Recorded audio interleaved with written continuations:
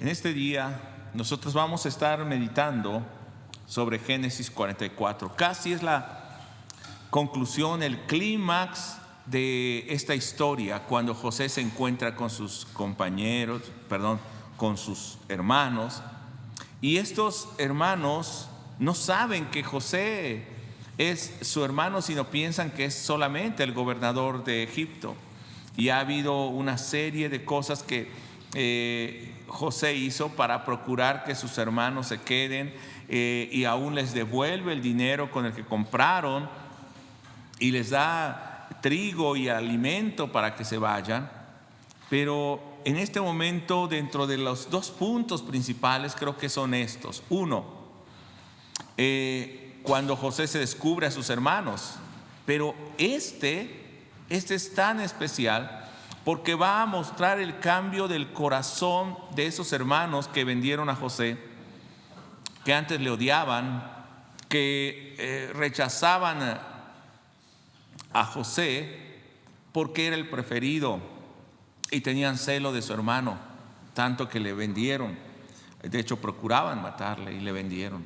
Pero uno de estos hombres va a salir, uno de estos hermanos, y va a exponer su propia vida por su hermano menor, en este caso Benjamín. Y dice en el capítulo 44, verso 16 y verso 17, cuando José los invitó a comer, y después de que comieron ellos regresan, él manda poner su copa en el costal de su hermano menor Benjamín. Y ya cuando van saliendo de la ciudad, le dice a su mayordomo que había puesto esto: ve y tráelos y diles que por qué han hecho ese mal, que si no saben que yo puedo conocer el futuro. Y de esta manera llegan a ellos, y ellos, siendo inocentes, todavía se atreve Judá a decir: bueno, si alguien hizo este mal, que muera, y los demás seremos esclavos de el varón de Egipto. Y cuando los criados están buscando, encuentran en el costal del menor la copa, y quedan descubiertos, pero ellos no sabían. Y son estas palabras que dice Judá, verso 16: oh mi señor, contestó Judá, ¿qué podemos responderle? ¿Cómo podemos explicar esto? ¿Cómo podemos probar nuestra inocencia? Dios nos está castigando por nuestros pecados, mi Señor. Todos hemos regresado para ser sus esclavos, todos nosotros, y no solamente nuestro hermano que tenía en la copa el costal. Es una pregunta retórica que hace Judá. Está diciendo: pues no tenemos forma de explicar esto, pero creo que es el castigo de parte de Dios. ¿Por qué?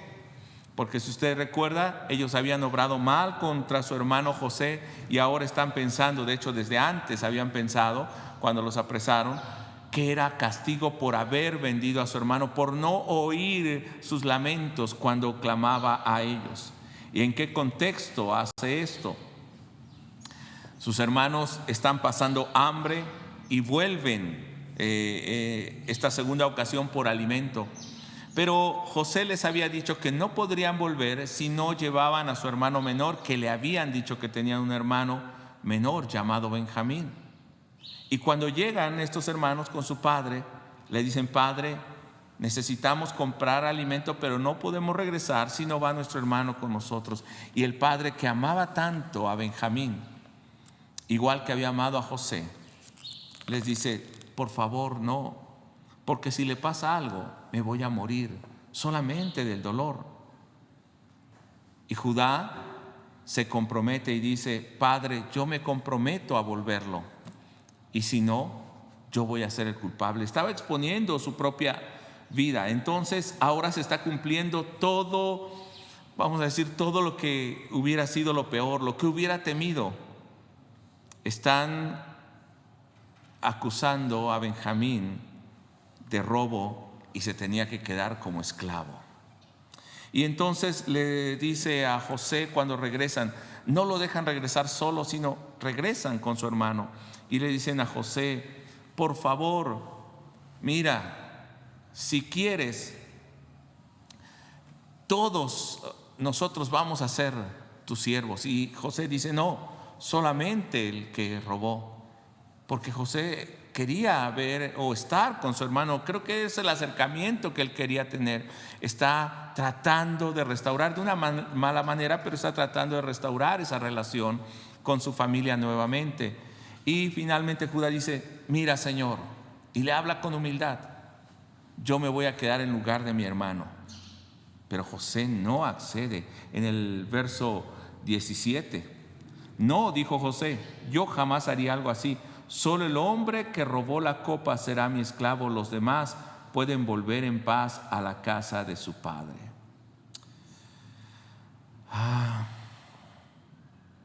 Yo quisiera que en este momento pienses, si estás en un dilema como este y tú has sido librado y solamente uno es el culpable, tú no estás seguro si verdaderamente él robó algo o no, pero es alguien que amas, un ser querido.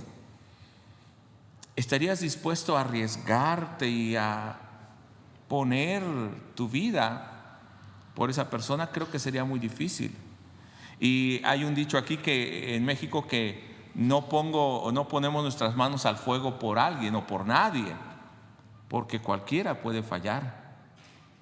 Pero igual si tú eres inocente y tú has librado tu vida, hay varios que son culpables, digamos 3, 4 personas que cometieron un delito, pero tú quedas libre, ¿qué harías? Yo creo que estarías contento y dijeras, bueno, que ellos paguen si son culpables. Pero Judá no hizo esto, actuó de una manera diferente. Y yo quiero que vayas viendo cómo Dios fue obrando en ellos, que no son los mismos que vendieron a José. Judá no es el mismo que dijo, voy a vender a mi hermano, no le vamos a sacar ningún provecho al matarlo y su sangre va a estar sobre nosotros, vamos a venderlo a estos ismaelitas. Y ahora, si vas conmigo al capítulo 44, verso 18, vamos a ver cómo habla este Judá a José cuando regresa con ese dolor de que su hermano se va a quedar como siervo, como esclavo, y él tendrá que regresar a dar la cara con su padre, aquel que amaba y que iba a morir si no veía a su hijo Benjamín. Ya no está ese celo en Judá.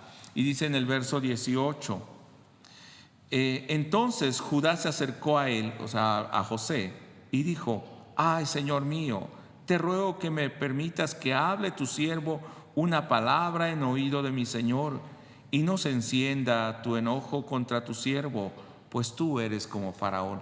Tiene una actitud humilde, se considera su siervo, llama a José Señor. ¿Se acuerdan de ese sueño de las espigas? Pues él está llamando a José Señor. Ahora empieza a contar esta historia. Dice, nosotros trajimos a nuestro hermano porque la vez anterior tú nos dijiste que no podíamos regresar y ver tu rostro, o sea, comprar, si no traíamos a nuestro hermano. Y entonces le cuenta la historia de su padre.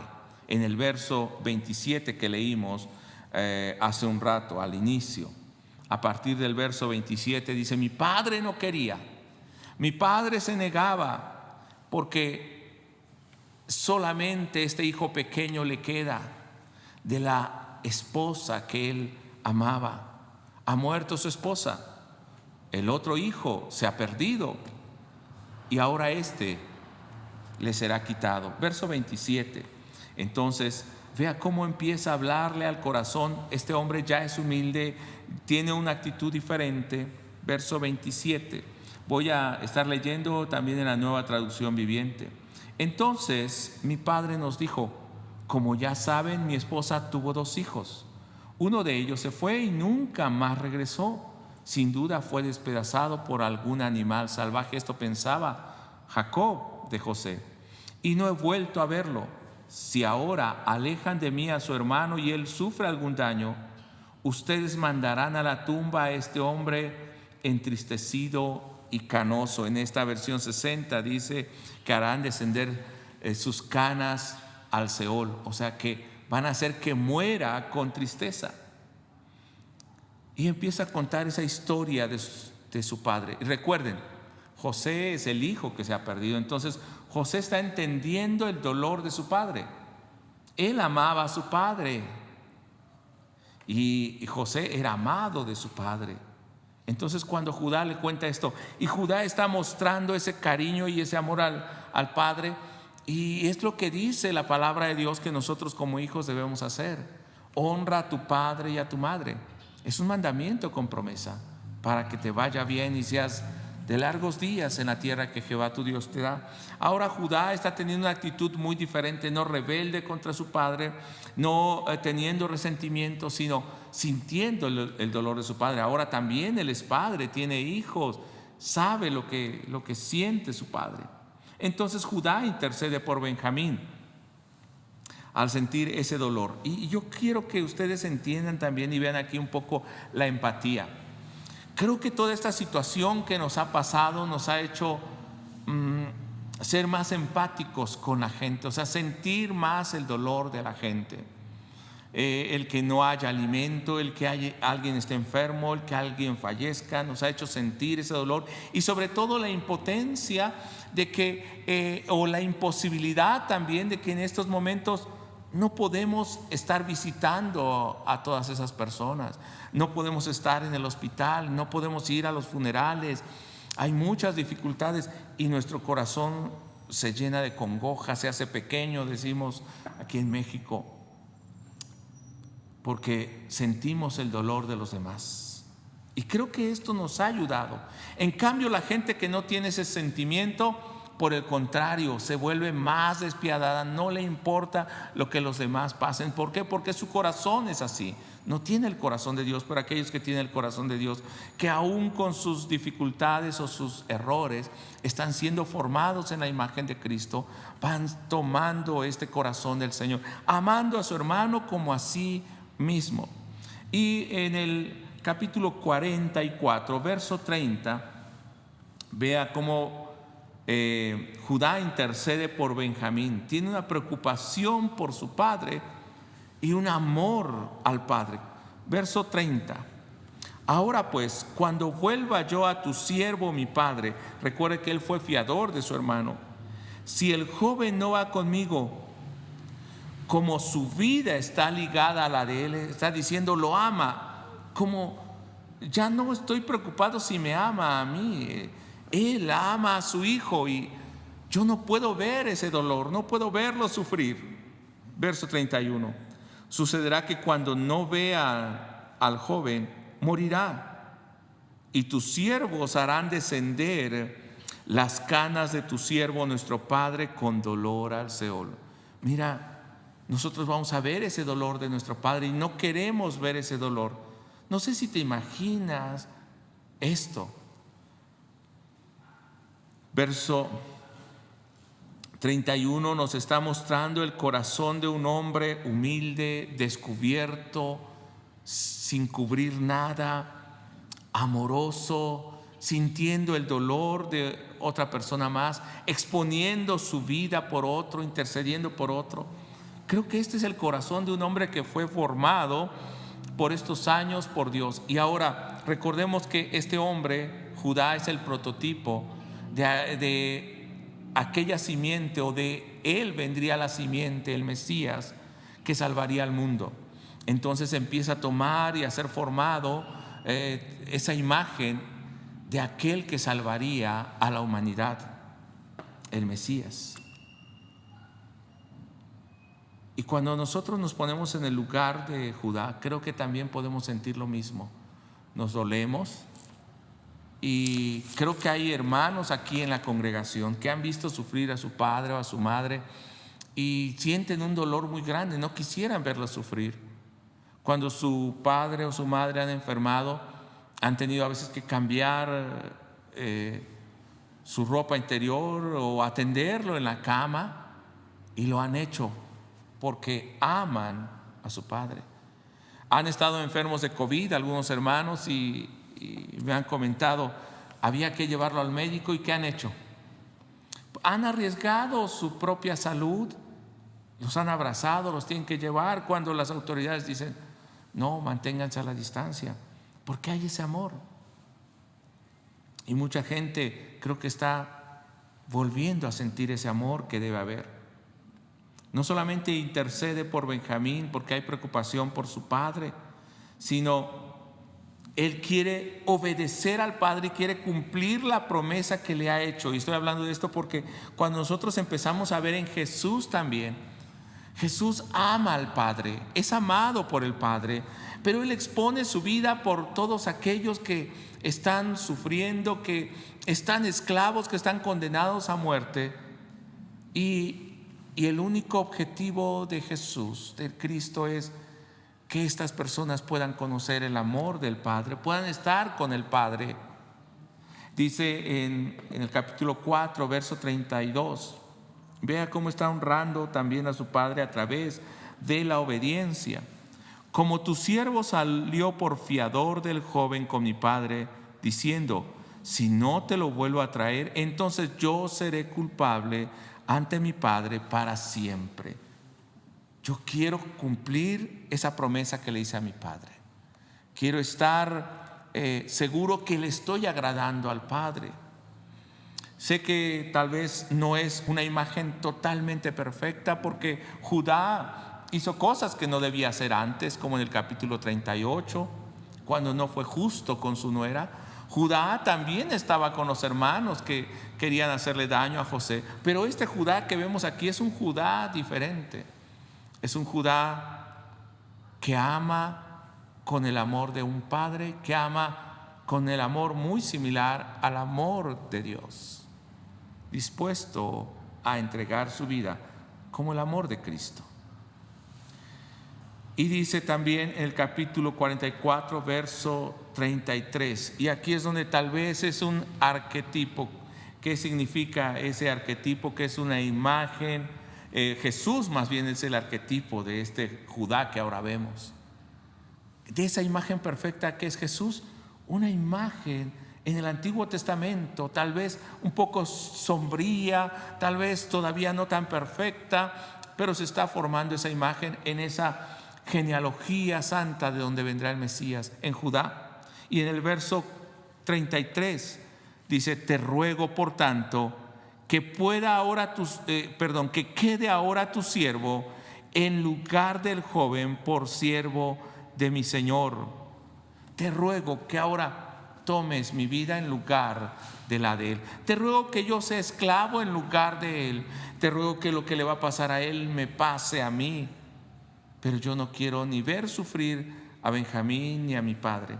Y no solamente es por él, sino por sus hermanos, porque podían quedar también esclavos. Dice que al poner su vida, está poniendo su vida por sus hermanos y quiere agradar al Padre. ¿Ven cómo es esa imagen de un hombre que ama, un hombre perfecto, que ha sido trabajado por Dios?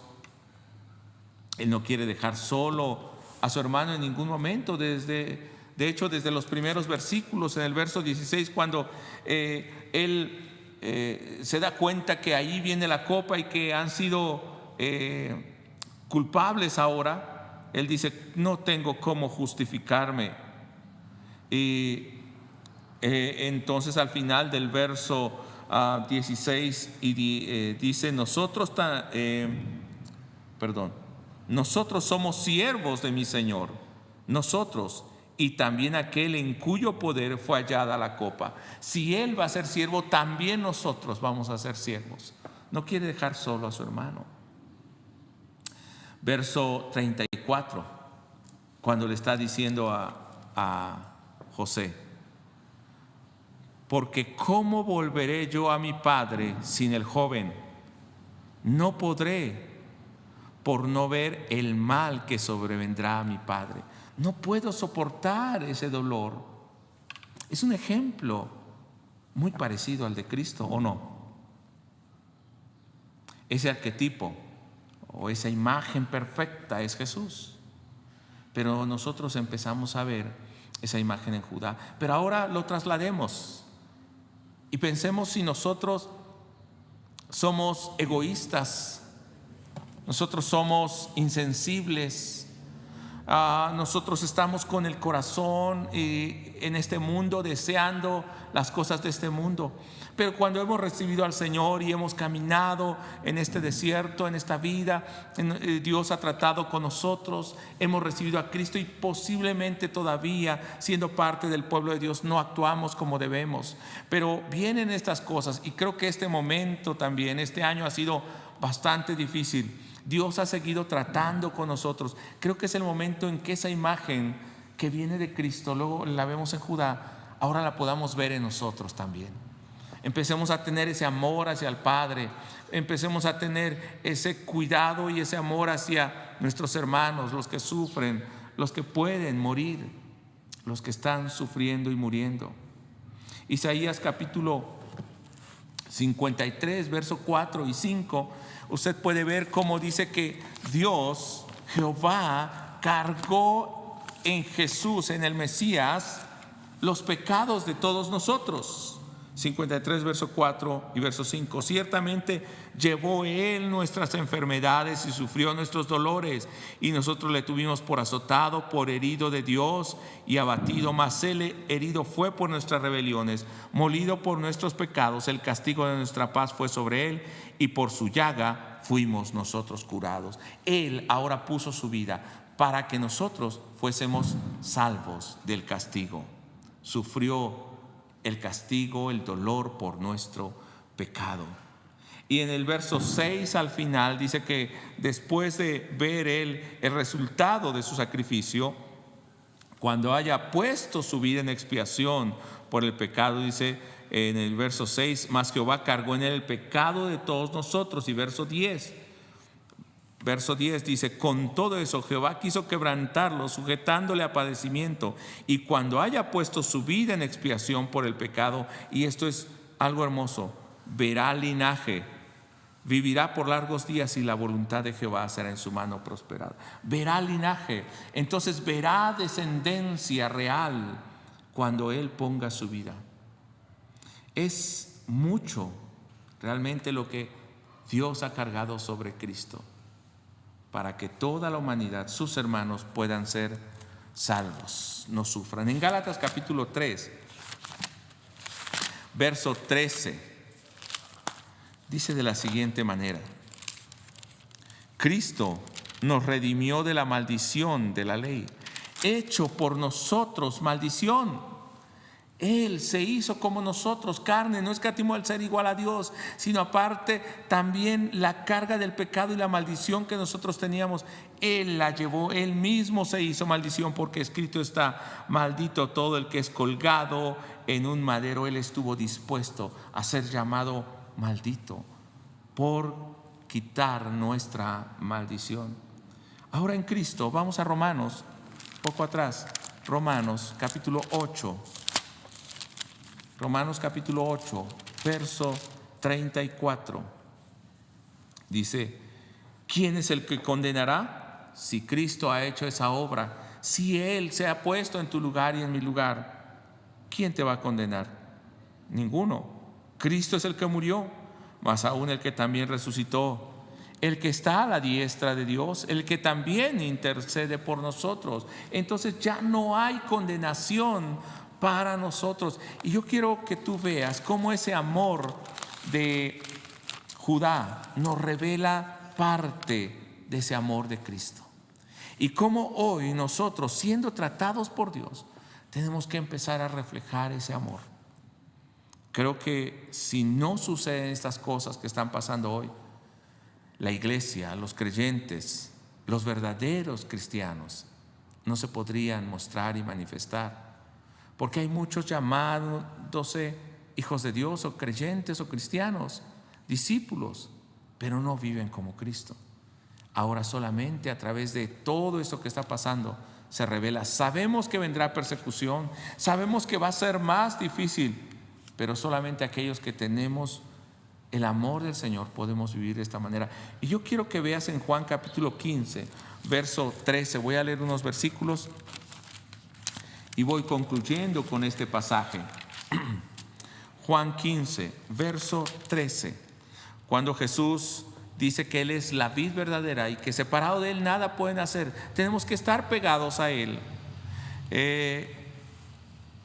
Y cuando Cristo está hablando de esto, está hablando de que tenemos que vivir la misma vida que Él, morir junto con Él. No está hablando de bendiciones materiales que tengamos aquí, que ciertamente Él nos da esas bendiciones, pero está hablando del tener una vida eterna en la presencia de Dios, de aquellos que viven guardando sus mandamientos. Pero en el verso 13, desde el 12 voy a leer: este es mi mandamiento, que os améis unos a otros como yo os he amado. Porque Judá, digo que estaba empezando a tener esta imagen, porque está amando como a Él mismo. Yo creo que más que a Él mismo, porque está exponiendo su vida. Y esta es la imagen de Cristo. Verso 13: nadie tiene mayor amor que este, que uno ponga su vida por sus amigos. ¿Cuál es el mayor amor? Que uno ponga esa vida por el amigo. Y está hablando de Cristo, que Él está poniendo la vida por sus discípulos, por toda la humanidad. Verso 14: vosotros sois mis amigos y hacéis lo que yo os mando. Si ustedes hacen lo que yo les mando, son mis amigos si yo pongo mi vida por ustedes. Verso 15: ya no os llamaré siervos, porque el siervo no sabe lo que hace su señor. No son mis esclavos, no son mis servidores. Dice el verso 15: pero os he llamado amigos, porque todas las cosas que oí de mi Padre os las he dado a conocer.